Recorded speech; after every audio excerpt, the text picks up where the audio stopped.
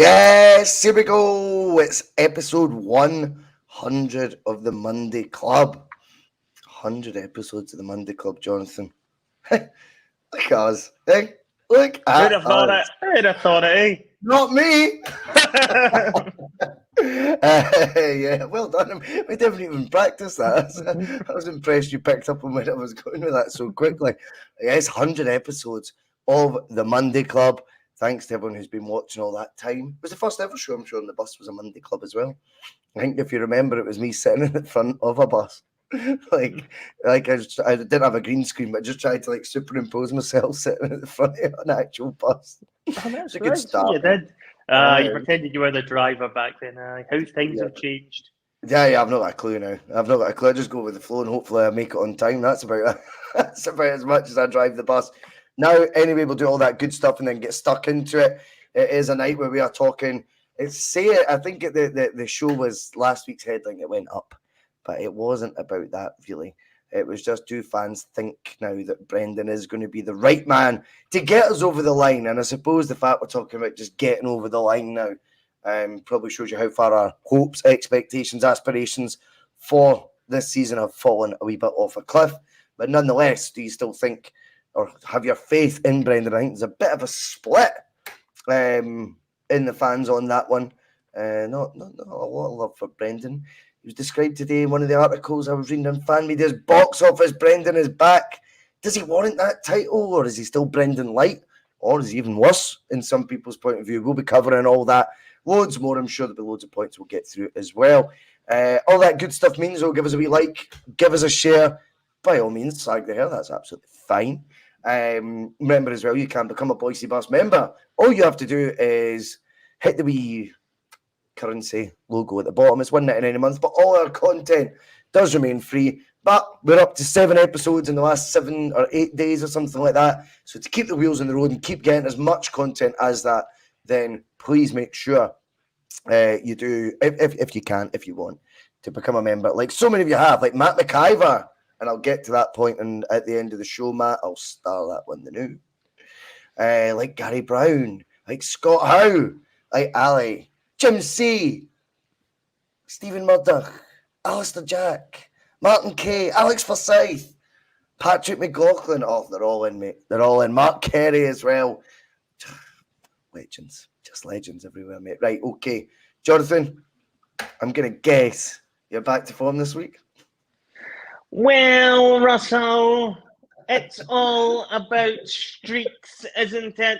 After the Monday Club hits episode 100 this evening, there are streaks galore to talk about, as we witnessed yesterday. Brendan Rodgers continuing his streak in the Scottish Cup as he remains undefeated in all of history in that competition, with a truly delightful 2-0 victory in Paisley. But it's not the only streak that is going on in the world of football just now at Celtic Park, Russell. We have also witnessed Celtic put together a 9-match undefeated streak, which has gone under the radar amongst many of even our own supporters. A truly remarkable crisis, one could argue, that Celtic find themselves in at the moment. But when we're talking about streaks, we are now in the home stretch, and what we are most interested in is, will our streak of league titles continue, or could it be broken? Will it be 3 in a row, or will it be bye-bye for Brendan come the end of the season? One thing's for sure, the players are saying we never stop, but will the streak continue? Very good, very good. Good to have the opening gambit back, you know. Last week it was all a bit doom and gloom, you know, a little bit serious and all that. Good to have a wee bit of fun, Jonathan, with the well Russell and the 100th Monday Club. To toast to it, Jonathan, I had a wee beer there just before, but I've got a Bloody Mary, or will we call it a Hail Mary tonight? Who knows, mate? Right, yeah, loads to get through. And yes, me and Terry had a good wee sort of, a good bout, you know. and it was all about Terry and me were debating Kyogo. That was good fun, and then there was this crazy notion that you had. Well, I think it's getting taken out of context. Terry was just saying, hypothetically, would you rather it be a Lenny in charge of Celtic for the run-in? I think it's been taken that Terry wanted Lenny in tomorrow. I just don't think it was quite what he meant. But yeah, it did pique my interest, how much faith people have in Rodgers still. I know I've been called an apologist, Jonathan, certain quarters. You can correct me if I'm wrong on that. And there's an agenda and things like that. I mean, we don't do agendas right on the bus. Let's be real. My agenda is, as I say, try to make it for 7 o'clock on time and not falling asleep on the couch. The reality is, when you look at all the other ongoings at Celtic, this is the point I was making. Maybe he's doing a better job than what we could imagine. If we all agree that he's not getting the players that he wants, then maybe he's doing actually okay. When you think how much disarray the fans and the board are in, behind that backdrop, maybe he's doing okay. We all can accept Rangers are a far better team as well now since the new manager came in. Again, maybe he's doing okay. If he wins the remainder of his games, I'm sure he finishes on 100 points would be the total. Again, maybe he's doing okay. As you talk about when it comes to streaks, look at his current form. 8 wins from the last 9. Maybe, again, he's doing okay. They touched on the narrative. And obviously, Rodgers, I think, doing it beside Lenny, of a lot of people find frustrating because it's the much maligned Neil Lennon. And Neil Lennon, who I think is doing it out of, see, it was just like this when I was in charge as well. I think that, and you know how much I love Neil Lennon. You know I do. And I still get that vibe off him when he enjoys that sort of, the narrative. I don't think it's going that badly. I think he loves to go down that road because it's, how would you describe it? Because it's one where he can, in his own mind, ease his own conscience, I think, from what was the disastrous COVID season. I suppose the other side to it would be when you've got someone like Brendan's point of view, he might now be thinking, well, look, what is this narrative? We are doing all right. And then maybe knowing that Lenny would jump all over it, the two of them seemed, jovial about it. And maybe just feeling a wee bit, I don't know, a wee bit bravado. It didn't go down all that well with some. Lenny getting the brunt of it, of course. I didn't mind Brendan having a wee bit of a dig. I think his narrative was very much not at fans and very much at the media this time. I don't think it was a repeat of they'd be booing anyway stuff, which doesn't easily get forgotten either. But when you look at it and you look at the two of them, you do have to think to yourself, well, the last time we felt like this, and many have compared this season to, and you see it on social media, COVID season vibes. That's been the term. You've seen it left, right, and centre. If that's the case, Lennon struggled with all that going on all around him. The upset, the anger, etc., and didn't deal with it particularly well. In fact, even at the thought of it yesterday, he kind of brought back the inverted commas when he was talking to Brendan. I don't know if you noticed that. And then quickly sort of pulled him away. Maybe we've just got to accept that whilst this season's been very disappointing, we keep our eyes on the board. We revisit every single angle that we've sort of looked at the windows all over again come the end of the season. Maybe the best thing right now, like we have with Burnaby, just make do with what we've got and hope for the best. What do you reckon? Well, we know what hands we've been dealt now, with what we've got to do till the end of the season. It's quite simple. As they say, it's like that scene from the Rocky film where he's in the hospital bed and his wee wifey is telling him he just needs to win. Just needs to win, Brendan. That's all you've got to do. That's all you got to do. You just keep winning your games and you'll win the league. It's as simple as that. It doesn't need to be pretty. It's not going to be pretty. Let's be honest. It's going to be a dogfight. We know it's going to be a dogfight now. We've created this dogfight, so we've only got ourselves to blame there. But we still have it well within our grasp to take control of the fight. We're going to face some really tough games over the next few weeks. I was having a wee look at some of the fixtures you've got coming up. You've got Motherwell away, which was a tricky one where they dropped points to them, only just scraped past Fir Park earlier in the season. You've got Tynecastle looming, which we know is a difficult place to go, hostile atmosphere, another team that will be bang up for that fixture as they always are. And then, of course, you've got Ibrox at the start of April as well. So that's 3 crunch away ties. And, not even looking that far ahead, you've also got Kilmarnock at home this weekend, who have, not only knocked us out the League Cup, but they've also managed to take 3 points off us in the league. So it's going to be a very interesting finale to this season. Celtic are in good form results-wise. I think that has been forgotten about, and I'm quite glad that was brought up, in the post-match interviews, because I actually hadn't realised the form was that good. Such was the negativity around the club, and there was good, valid reasons for a lot of that as well. And I totally get with performances in some of those games why even fans like us are leaning into that negativity a lot more. But at the end of the day, football is a results business. Would you rather be struggling but getting the 3 points, or playing free-flowing Ange ball at its best but dropping points? And you want to be winning the games at the end of the day. You want to be points. Plaudits, not points. We don't want that. Well, that's it, and we certainly can't afford that in such a closely run league title race.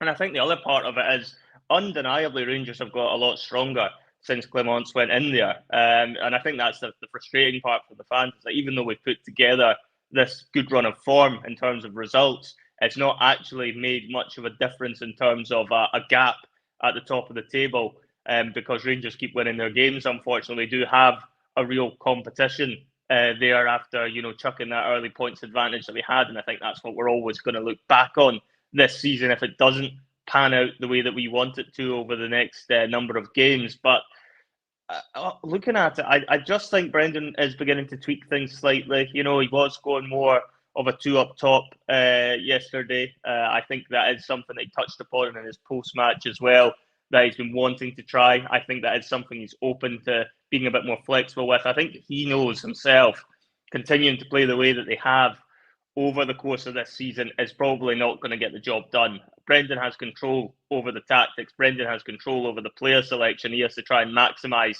every ounce of that to his own strength and the team's strength to get whatever is needed to be done for the results to come in. And I think the other positive part, Russell, we have to look at as well, is you might have heard he was talking about the comebacks from injuries in his post-match. You've got Greg Taylor, who'll be back at the weekend. He's already confirmed that, although Burnaby's actually not done too badly in some games that he stepped into. But, Taylor for me is an upgrade in that position. Not brilliant by any stretch of the imagination, but better than Burnaby. You'll have Hatate back fairly soon.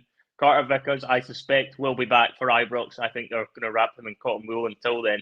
It's going to be a case that if Celtic can get themselves back to a position where they've got their full-strength players, which, again, I think is another point we haven't really discussed in a lot of detail, Russell, is the fact Brendan's had to do most of the season without Carter Vickers, who is undeniably our best player. Certainly best centre-half. I'd actually go as far to say our best player. He's that big for us. And, we've had to do pretty much the whole season without him. You've not had Rio Hatate all season pretty much either, and he was, probably player of the season last year. So he's again not had the chance to really push on again this season, which would have made a big difference for us too. So there is positive signs. It's just really a question of, over the next few weeks, can Celtic actually keep themselves in the race? Are these tweaks by Brendan going to help them get the points on the board? Because I don't think any of these games are going to be straightforward. My gut tells me most of these games will be closely fought affairs. Fans' nerves are going to be tested, make no two ways about it. And you know what? I guess the question is, are the Celtic fans ready as well for a real title race? Because it's not something we went through too often in recent years. No, it's not. And I think there's two sides to that as well. I think as fans, we do get the absolute ick at the thought of even dropping to potentially second place this midweek, for example, whether it be on goal difference or not. And I think there's almost something that we're so unused to it. And the one time it did happen, it was kind of irrelevant, such was the gap that was allowed to grow between Celtic and Rangers that season. I think they went unbeaten.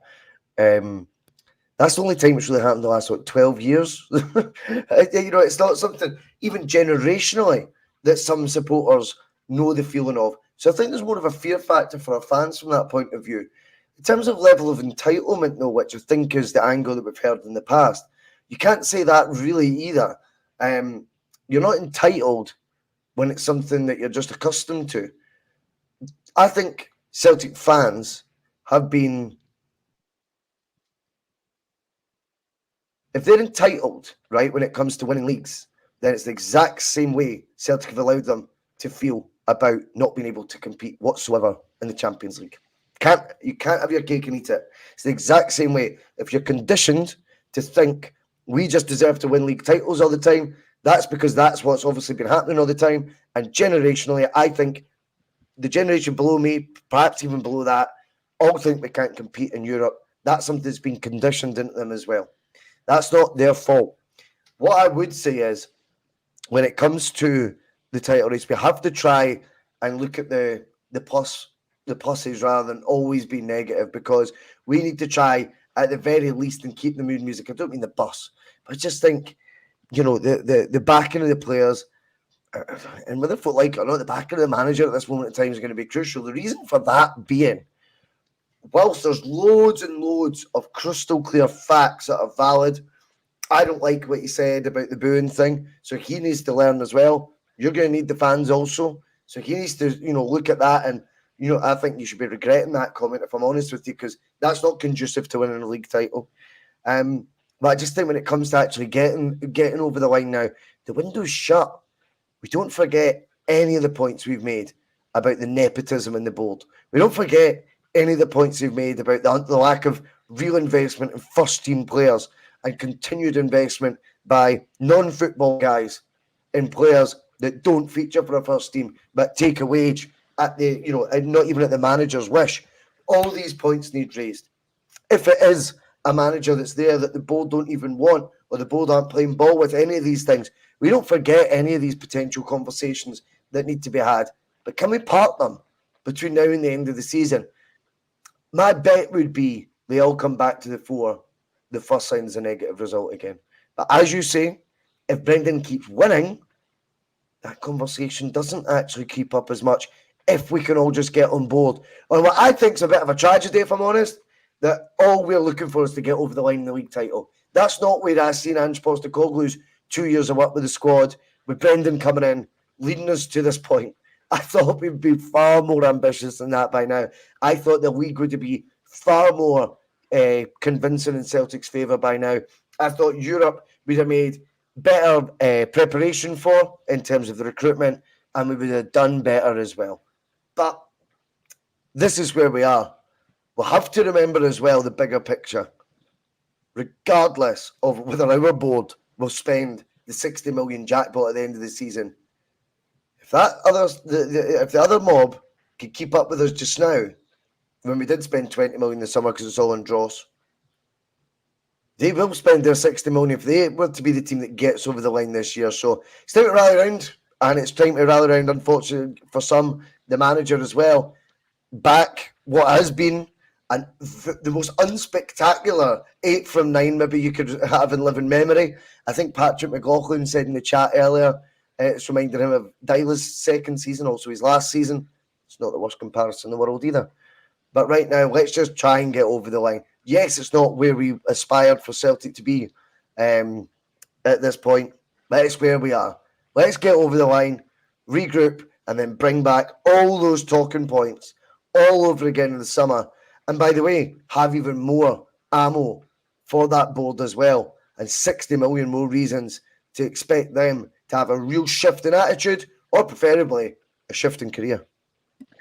Yeah, I mean, it's all going to boil down to the results at the end of the day. But, looking at Kilmarnock at the weekend, I would be surprised if there isn't some form of protest again by the Green Brigade, some form of banner to let the board know exactly how they feel, because the performances haven't really been there at all in the last number of weeks, really, since we came back the winter break. There was signs before the winter break that we were beginning to pick up some momentum. The winter break halted that, compounded by the fact we then didn't do very much business in January, just helped create this negative feel around the club. And I still think that does linger, despite the fact the results have been there. And I would be very surprised if come the weekend, some Celtic fans aren't voicing their opinions, which they've absolutely right to do. And, I think it is going to be a case that Celtic are going to have to rally around and be strong together, because if we're being completely honest, and I think we have to be, Brendan should have got more, I feel, out of the players at times, but there is one thing that can be said as well in his defence, is this would have been very easy for this to have unravelled under a different manager, with so many different things going on around the club, with the board not backing the manager, with a lot of the players not having the same levels of form that they've had in previous years, with the fans being disillusioned with where the club is at in terms of their strategy long term. A lot of managers would have struggled under this sort of pressure, and this league title race could have been over if we were being guided by somebody else, in my opinion. So I do think he does deserve a little bit of credit there, but there's no two ways about it. Brendan is under severe pressure to get himself over the line. He's the highest paid manager in the club's history. He wasn't brought in, to be scrambling to a league championship against Rangers. That wasn't what anyone expected in the summer when he was first brought in. There is going to be a sense of, there's going to need to be a sense of togetherness, Russell, but I don't know whether or not the fans will buy into that if things start going slightly wrong. I would share your scepticism. I think if results take a nose dip, if we end up dropping points, which I'm convinced we will do, by the way, before the end of the season, I don't think we'll win all the games. I don't think Rangers will either. But there is going to be more drop points between now and the end of the season, I would suspect. I'd be delighted to be wrong, but I suspect there will be. And that is really going to be a test of the team's character, if you like to quote Brendan's favourite words. And you've got to look at it and think, do these players still have the hunger to go again? And you've got Callum McGregor and everybody coming out afterwards, and they're almost beginning, Russell, and I don't know if you've noticed this as well. There was almost a bit of a siege mentality, I felt, a little bit coming out in the post-match, with both McGregor, and Brendan, almost both of them saying that they're not going to listen to the noise and they're going to focus on the results, essentially, to paraphrase them. Obviously Brendan's even more clear that he feels that the club's been a little bit more hard done by with how the narrative has gone. I just wonder if it's maybe a case for Brendan in terms of getting the players' mentalities right for these remaining games. Is he maybe now looking at it and thinking, why don't we try the siege mentality, as if everybody is trying to turn this into Celtic are in crisis, despite the fact the results are there in Brendan's eyes and indeed on the table. The points are all accumulated there, despite performances not being as good. So the cold hard facts, Brendan has a point if we're just looking at numbers. And I just wonder if that is perhaps something that he's doing to now try and build that mentality for the remaining games, because clearly he doesn't have the quality in the team that he would have expected to have by now. He's now having to try some sort of mind tricks, I think, to get us over the line. Is this one you think he's trying to pull? Is this how you've read how he's been going about things, that it is a siege mentality at Celtic Park now? I like the way you've took the conversation. I hadn't given it that much thought, but you make a, for Monty, compelling argument that he is, because you look at his back career as well. He worked under Jose, if you remember that, the master of the siege mentality. And again, I wonder if he's going to turn this in. And I mean, it's a wee bit of falsehood in it as well. I think the most flapping about the performance has been from Celtic fans. Let's be real here. It's not the media. The media will allow, Celtic fans to go on phone-ins, for example, or that what's that Daily Record thing and all that, and let them mouth off, and they might be quite willing and quite open to let as many Celtic fans go on and do that as they can. It'll boost their numbers, and maybe there is a wee bit of, well, that's a narrative they're doing for us, sort of thing. But notwithstanding that, even if it is a wee bit of a falsehood, if we can get enough on board with that, it might work. It absolutely might work. It's an interesting one. Is it a last throw of the dice, as you're suggesting? I think so. Yeah, definitely so. Is. And I don't blame him for trying something like that, and obviously something he's got experience of working under before. He's maybe only a press conference away from, doing football heritage as his next press. Which is still an amazing press conference. You might start talking about the amount of trophies that he's won, and saying it's combined. It's more than the rest of the league combined. I'd love to hear something like that. Fucking get it round them. So every time we have a bit of feistiness in this league. I mean, what I would say is, like I talk on in or mention in the wee sort of bio for the episode is, I think there was the article describing as box office. I didn't quite find it box office. I think there's self-preservation in it as well. And I want to be consistent that I think at the end of the day, once he's had his moment where he's turned a wee bit in the fans, sounding like he's a bold guy, albeit I think it was out of desperation almost to get the board to do something he wanted in those last few days. I still think it was a fatal error, and it still did also take the heat off him a wee bit. If that's the case, then I'm not really for that. But if it's going to be described as box office, I would say this is box office Brendan Lite. Still, or box office light, whatever you want to describe it. I wouldn't have called it box office whatsoever. I don't think he's quite got that poise and swagger that he had the first time around. Now people change, times change. Celtic fans get more demanding. I think there's a massive Ange Postecoglou hangover. I stand by that. I think that applies, by the way, to players and fans, just to be consistent. Probably applies to the board as well, because it turns out they're not quite good as identifying £1 to £3 million players as Postecoglou was. Oh no, it was Mark Lobel all the time, but let's be real, it was Ange for a lot of those. But when you combine all that and all those factors, you've just got to think that right now it's been, from what we'd hoped for last summer, a damp squib.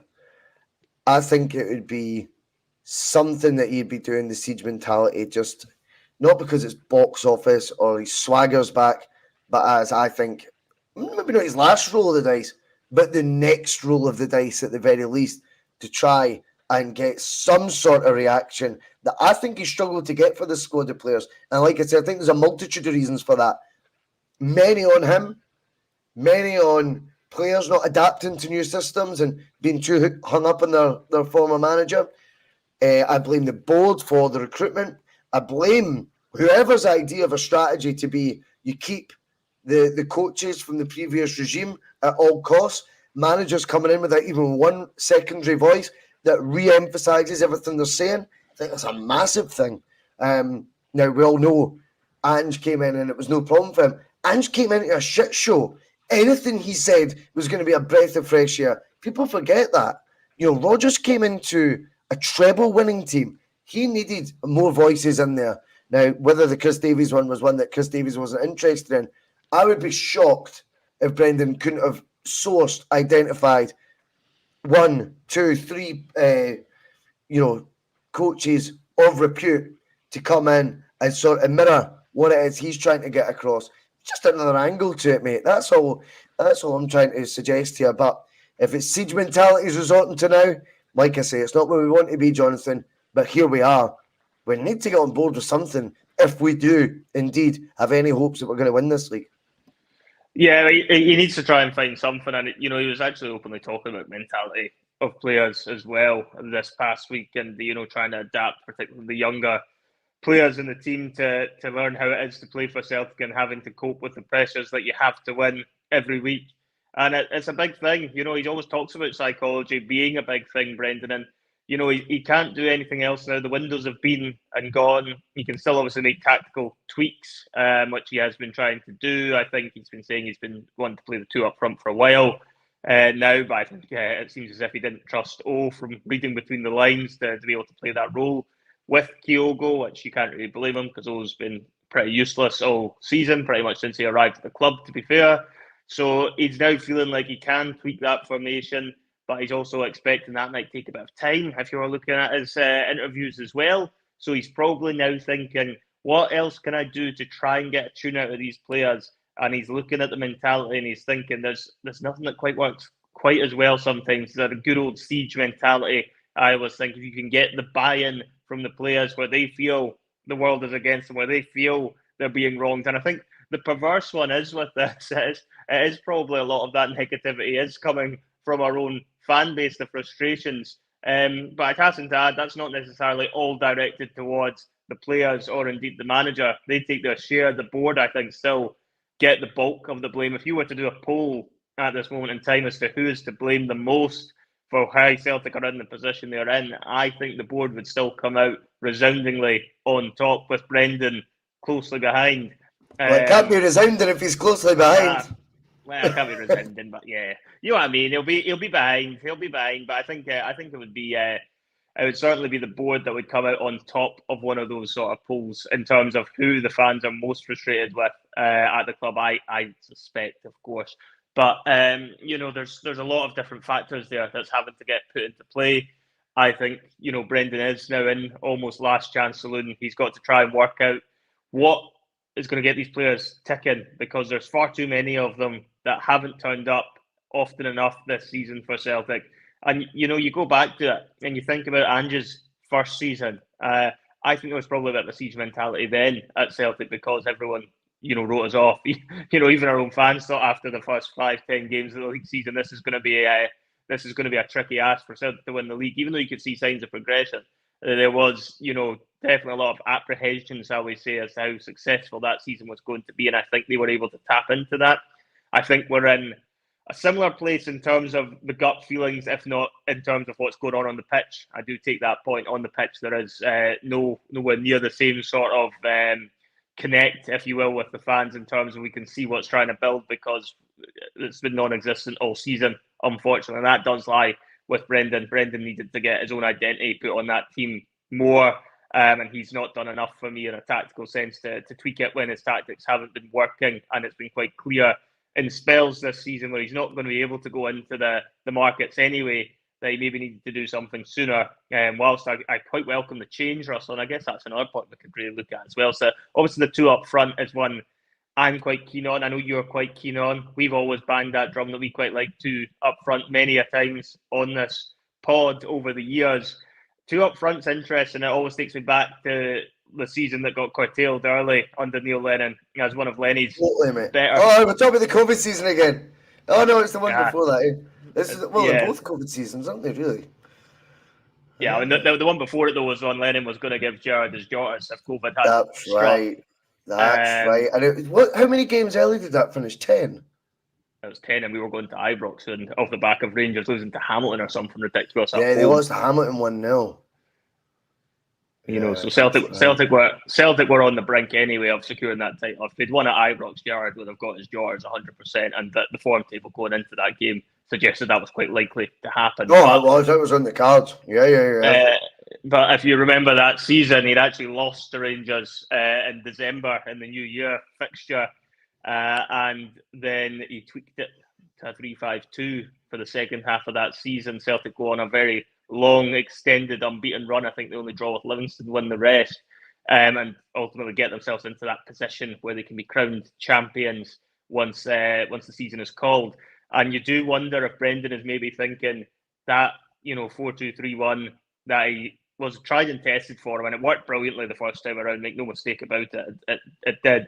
But when you're looking at it now, I think managers have got wise to how Brendan has set his teams up the first time around. Some of them are still in the league. McInnes has rumbled them a couple of times this season, for example. We've been well aware of how Brendan sets his teams up from his first spell around. Yep. There's probably other examples out there, as well of managers that will have studied Brendan the first time around and thought how his teams might set up, which is why it's important that you've always got to be evolving as a manager and be willing to change things. Are you now expecting, Russell, based on what you've seen at the weekend, that this is going to be a sign that this is what Celtic will try for the remainder of the games? Is this going to be his almost Neil Lennon card to try and secure the title by going two up front for the end of the season and trying to get a big run together?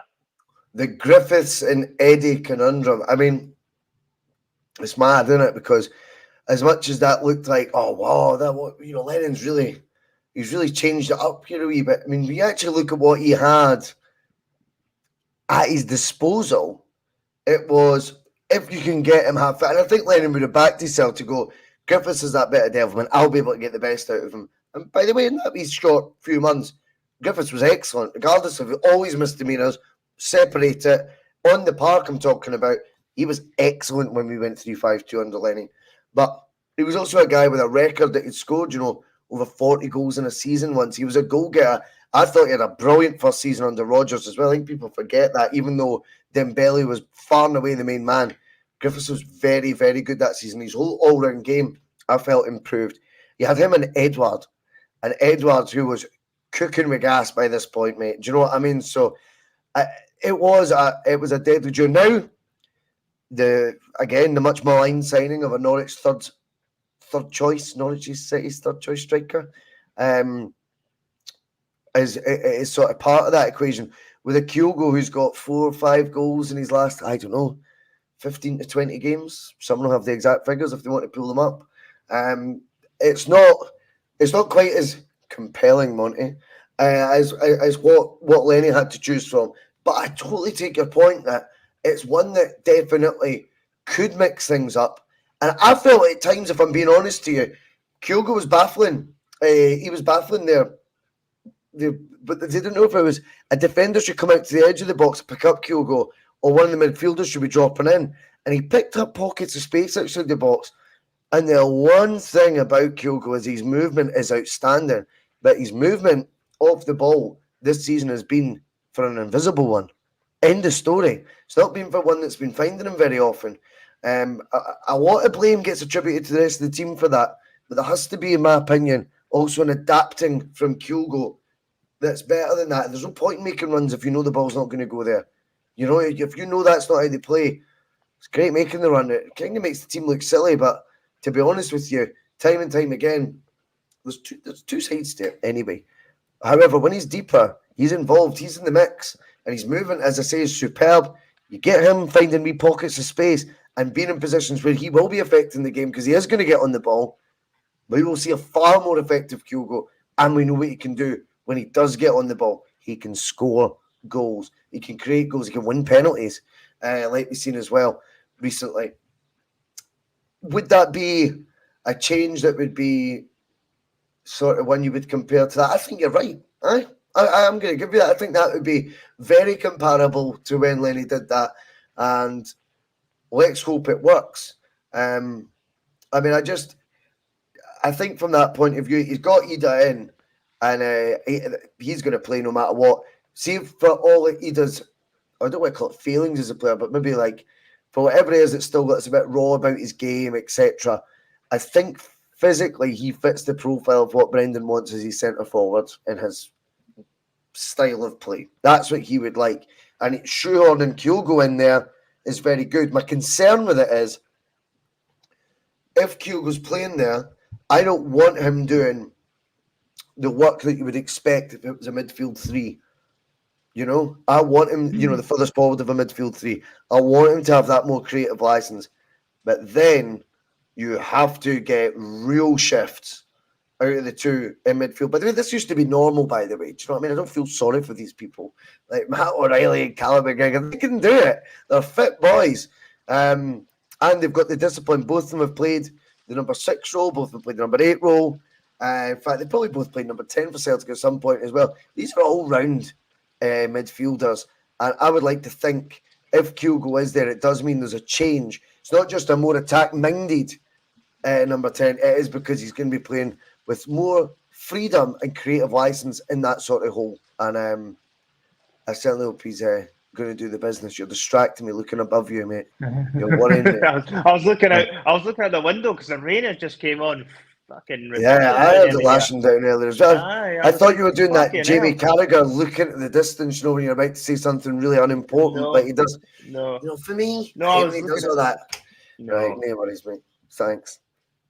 But onto your point, yes, Kyogo playing a bit deeper definitely does make a bit of a difference for Celtic. I think Brendan's been quite keen on having him play a deeper role anyway, even when it's been one up front.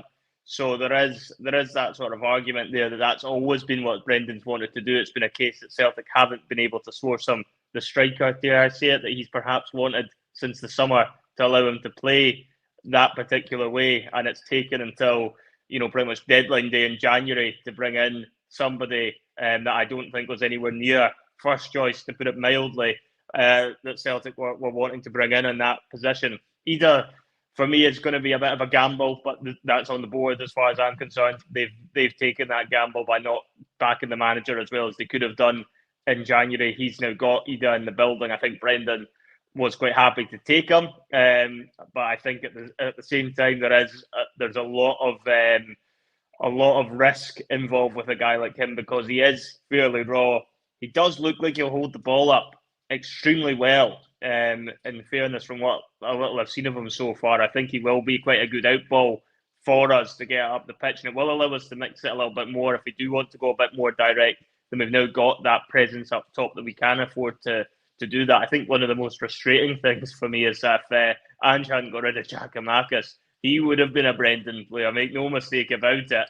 That would have been the front two, would have been Giakoumakis and Kyogo if he had hung around until the summer. Brendan Or would have instead made of him, Kyogo, to be honest. or instead, it would have been either or. Giakoumakis would have become the main striker, I think, if he'd hung around for another 6 months. But that is by the by. We're now stuck in a position where we've got Ida in until the summer, and then we'll obviously reassess it then. One thing that does look good about him, Russell, is he can take a penalty, and Celtic do seem to be getting a lot of them this season, so that could be a plus point. But I do think he's had chances from open play in the couple of games I've seen, and he doesn't convince me yet that he's quite there as a natural goal getter in the same way that Kyogo has proven to be in the past for Celtic. So there is a lot of question marks there over whether Ida will be good enough to play that role. I welcome the change, though. I think that's an important change to make because it wasn't working the formation we've been trying. It does allow us, as I said, to mix it up and kind of cut out some of those passes in the middle of the park if we want to go more direct. And it just gives us that more of an opportunity to ask a few more questions of different teams going forward because they won't necessarily know how a Brendan Rodgers team with two up front will set up because he didn't do it too regularly in his first spell. It happened, now and then. He would put the two of them up front, but not very often. And I just think it's a welcome change, and it's given other managers something else to think about now.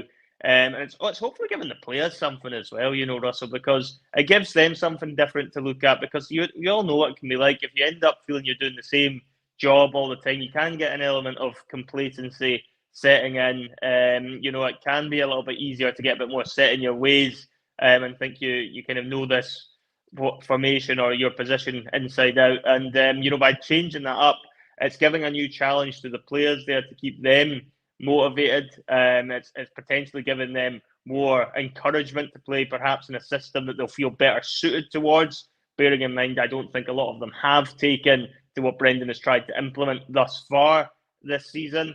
So there's a lot of things there that could potentially look positive.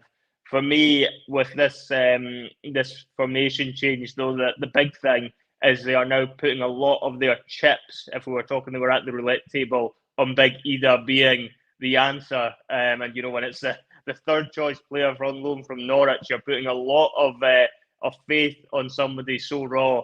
And it'll be very interesting to see how that plays out. And I'll be interested to see just what Celtic are wanting to do with him longer term, because if this does work, I just wonder if this is somebody that Brendan is. I know there's no option to buy in it at the moment, but I do think with Norwich having Van Hooijdonk on loan, if you join the dots there, if Ida does well at Celtic and Van Hooijdonk does well at Norwich sign Van Hooijdonk, Celtic probably get Ida, is how I would imagine this goes. But there's obviously no option to buy, so we'll have to reassess that in the summer. But I think he might be the most important part of this.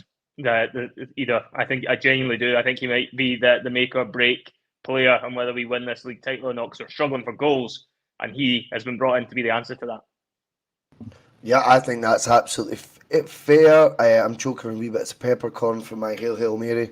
That's why it's not. There's not the COVID, the snitch who's in the live chat, or who's the snitch, I think they're called. I'm going to call you the snitch. But no, it's peppercorns from the Hail Mary. This quick question, pals, to Jack. Do you think Rodgers is off, though, in the summer? I think I'd be leaning towards yes. I'm leaning towards yes. I'm leaning towards yes as well. Regardless, I think he could in the League and Cup, and I think he'd still leave. I think he'd actually have both the trophies won, and I think he might still think this isn't happening for me. It's not gonna get any better than this, and it's only going to potentially get worse. And of course, if he doesn't win the league, then the fans will be demanding he walks anyway, and he'll need to walk. So yeah, I can't. I struggle to see him being in charge next season for those reasons. And I don't think why would he want to be, Russell? He's not been back in the windows either, and he's probably not feeling as much love as he was hoping to have got from the fans either. That side of it, the charm offensive hasn't worked either. So yeah, I tend to agree. I think it's more likely he won't be there. Matt McIver, I'm a technophobe. Where do I find the Connor Carr episode? Just need to go into your usual audio platforms, Spotify, iTunes.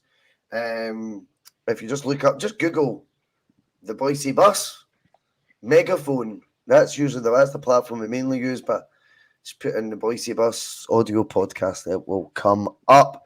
And I'd seen this one earlier from Alex, who's always in the chat. Dad went in for emergency heart surgery this morning, but apparently it all went well. Hope he is doing all right. Plus, Alex, right, okay. We will get to my favourite part of Mondays, the 100th episode. And I've got to get embarrassed at the end. Hey, Phil. Hi, Phil. All right, guys. Hello. Happy 100, mate. Indeed, mate. 100th Monday Club, the original show on the bus, which is 100. Do you remember back in the fucking lively days on this bus? I mean, I think even I've tamed a wee bit. Do you know what I mean? Like, it's Bloody Marys now. It used to be Bloody Noses when we used to do the bus at the beginning. Do you know what I mean? It was wild. I remember, like, we did the 100th episode show. Remember, there was like about 8 of us on. We all got. A lot of people were pretty drunk. That was it. Those days were like, it was like a rock and roll band, Jonathan. Just finding their feet, causing mayhem at the beginning. There was one after a Rangers game. Remember when it must be about 8 or 9 folk. Yep. All on. Now there's people complaining in the chat. There's been adverts tonight. I don't know what that's all about. I'll double check how the video's been set up, but they'll just be like, that's that corporate machine on its third album now. You know what I mean? We're in a be here now phase now. Is that it? I remember the days when it was 100 episodes. He used to just be shouting, calling out the wee fella. Now he's just double dumping us with adverts. I really don't know what that's all about. So we'll all be in suits. All be in suits next season. All be like, the Celtic board. We love them, by the way. I'm delighted to be joined by Jonathon Bhoycie and Philip McGinley. My Sunday name. Yeah, very, very popular. And special guest Peter Lowell will be joining us. Fuck it, man. I'm going to go back and start. I'm going to need to go back to just start fucking calling folk out left, right. So those days are much more fun. Bring those days back, man. Hopefully someone annoys me in the next week. Right, okay. Phil. Yes. This is you now. It's your turn. Well, 100th episode, I've got an absolute whopper of a question tonight, so I'm looking forward to this episode. This will be a fun one. But yes, sudden death time, and you're on the charge here, Russell. You've won a few on the bounce, mate. You're 4 points behind. The show with streaks, and then we're ending the show with streaks. He's doing okay. Doing okay. He might get, but I get over the line at the same time as Brendan. Winning ugly. Hanging in there, because it's 11-7 just now, so 4 points in it, but you've won the last 2, Russell. Momentum could be key here. But yes, I'll get all the aesthetic sense set up, and we'll go with another rousing edition of Sudden Death. I mean, the reassuring thing is you're still going to be here next season, Russell. Unlike Brendan, you'll still have a place on the bus if you lose this. I'm trying to think. Have I won 8 out of my last 9? No. No, not quite yet. 2 out your last 9. I think. I must have won more than that. I must have won like 4 out of my last 5. Something like that, yeah. It's a 3 bit out of 5 at the moment. Humour me, Phil. You're usually better than this. Your bedside manner is normally a lot better than this. Just say Aye, I'll go along with it, yes. Dearie me. Yeah, you're hanging in there, as I say, so the gap is closing just now. Even Pam thinks I've won 3. You know it, Pam. I love, by the way, how Pam is definitely, like, remember I was saying at the top of the show, like, I don't really, like, drive it anymore. I just kind of show up and hope I'm not late. That doesn't mean Phil's driving it either. I come in here, I'm trying to bring up chat, and it's just Pam's chat room. Everyone just asks Pam how she is because she's so nice. And it's great. There's just loads of conversations going on. That's what the bus is all about. Good on you, Pam. She's driving. Pam is driving the bus 100%, and I'm all for that because I did read in the midst of our conversations that she's teetotal this year. So someone teetotal driving the bus, I'm all for that. Thank you, Pam. She's saying sorry. No, it's fine. It's good banter. It's fine. It is. So comments off, guys. Here we go. That's fun. Mine are off. Okay, so Russell, you got the point. The last time we played, first or second? I'll take my wee freebie. Let him go first. I'll take my freebie. I know you're going to do that. There's no point in me asking that question anymore, but I still need to do it anyway because you never know. Listen, you never know. Mind tricks, mate. Mind tricks, mate, can come into play. You catch him on the golf sometimes. He's got one last roll of the dice himself left for later on. That's it. Back to that old mentality. Siege mentality, boys. That'll be his formation change basically later in the season. Okay, guys, so tonight's question has a very nice 23 answers, and as you know, I usually like to link the questions in some way to recent events, and as a Celtic question, no, you're very happy to hear. So obviously, last night we saw the African Cup of Nations wrap up with Ivory Coast beating Nigeria. So let's take a look at some African Celts. Quite simply, from the year 2000 to present day, there have been 23 African players that have played for Celtic's first team. Can you name any of them? Very quickly. Does that mean they've had to have, if they've represented a European country but are African descent, they would not count? I will clarify this for both of you. There are some players who are on this list who, when they joined us, were one nationality and then declared for an African nation by playing for them, and then other ones are just born African. So, you know. But they all count. Yeah, they'll all count. They'll all count, yeah. 23 of them. Some absolute walkers in this list. Absolute walkers. I could imagine there'll be some good ones in here. I'm going to start with an absolute calamity. Effie Ambrose. yeah, Effie Ambrose. Oh, we do love him though, to be fair. But yes, Effie Ambrose, a correct answer. Nigeria being his country. I think. See, because you've said that. I'm just going to go for it, man. Just start with the vine tricks.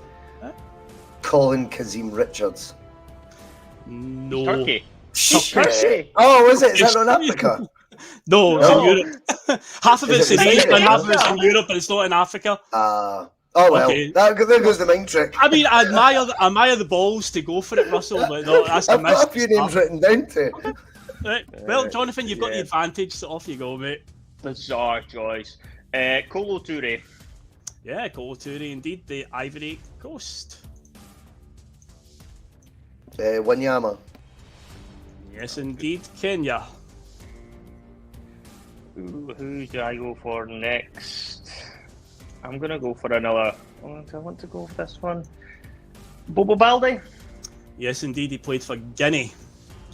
Yeah, I wasn't sure. I thought it was, though. Momo Silla. Yes, he also played for Guinea.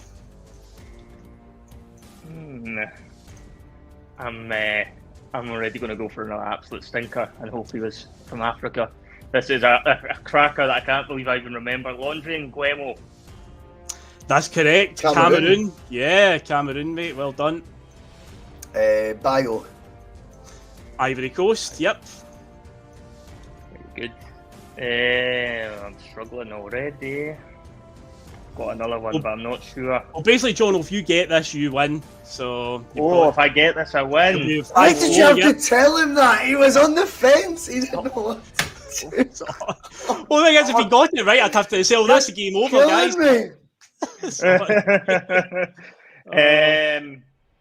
I've got one. I'm going to guess. I'm not entirely sure this is right, though, but I'm struggling to think of anybody else that's coming to mind. Hang on, I've got another one that's just no!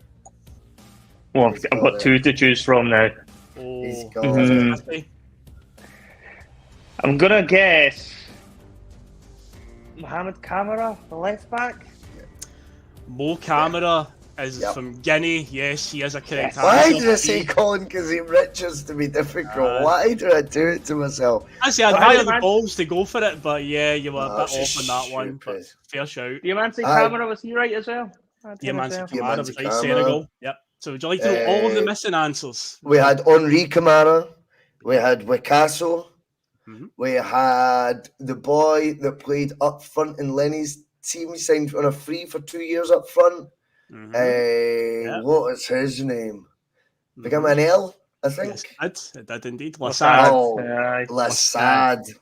So I'll give you the full list. So annoyed. Interesting enough, I think if one of you had said Kamara sooner, I think that would have that's true. because of a few of them. But anyway, the missing answers you didn't get were Olivia Tabili, Henri Kamara, John Joe Perrier Doumbé, Diamansi Kamara, Olivia Ncham now is for Cameroon. When he signed for Spain. I thought of Ncham there. I thought France. Bada El Kaddouri, Morocco. Mo Bangura, Sierra Leone, not Swedish, as he was once given as an answer on this. He is from Sierra Leone. Rabiu Ibrahim, who came up in an answer a few weeks ago. He's a Nigerian midfielder. Lasad. Now, here's another one of these ones when he joined us. He was a different nationality. He declared for a different one. Amido Balde was Portuguese when he joined us. He now plays for Guinea-Bissau. I had him in my head. Mubarak Picasso, Ghana. Now, this is another stinker. When this boy joined us, he was Swiss. He now plays for Gambia. Saidi Yanko. Oh, wow. Okay. Yeah. Kundai Benyu, Zimbabwe. Abui Kouassi, the Ivory Coast. And the most recent one that we signed is Meili Soro, Ivory Coast. There's your full whack of answers. Oh, that's annoying. That was a giveaway. You probably could have had me there as well if you hadn't tried. I think I would have. I didn't have many. I think I had Divancy Camera as well written down, but I didn't have any other one. I'm back to 5 behind. 5 behind, yes. Jeez, oh man. You didn't even use your clue. Yeah, I didn't get a chance. Didn't get a chance. Yeah. What was that? I had answers. He said that and I went, oh, he switched nationality. He must be giving me an extra clue. No, he wasn't talking about Colin Kazim, mate. Do you know what I mean? He's just in your head because of Tyler second season syndrome. One of the answers I thought would be on here when I put this together, one of the ones that I did think was going to be on here was Marc-Antoine Fortuny, but he played for French Guyana, which are a South American nation, not an African nation. So that was a weird one. I did think he would have been one of them, but no, it's not an African nation, South American. Guyana. Urigide, I can double check that one and just see, but I know he was Dutch or something, wasn't he? Urigide, that could be a VAR check. Yeah, if that came up, I double check. I had Urigide. I mean, that was. I'll have to look and see, man. See if that one had came up, a VAR check wouldn't have gone amiss. No, it says place of birth, Rotterdam, the Netherlands. It says, and he's not getting any battle caps to anybody. So, yeah, Netherlands. I don't know. That's fair. Look at that, Alistair Jack Russell trying to be smart. Yes, Alistair. Thank you for the bluntness in your message. Too much bloody Mary tonight. That's what it was. Hail Mary. Hail Mary at school tonight. But yeah, thank you. Episode 100 done in the can. But good fun. Thanks, Jonathan, for hanging in there so many Mondays. To be fair, I've probably been on about 50 of them. So, like, I've still got a long way to go before I've done 100 Monday clubs. The amount of hungover ones I used to miss. But yes, it has been great fun tonight. We will be back this week. Don't worry. Remember as well, Connor Carr, he will be audio downloads only. He will be about. And the TNF we've got to look forward to. That Friday feeling just keeps doing better and better every week as well, Phil. Good work there, my friend. There'll be the usual slobber knocker between me and Terry for some I'm sure at the weekend. They've got the Sunday Blether, David Logue. Used to were on fire on Sunday just there. Good dynamic, that. I like that. Loads to look forward to in the bus. Loads of different characters. Loads of fun. And of course, let's just hope Celtic get the job done. Keep your eyes on the board. Keep your eyes on the bus. See you there.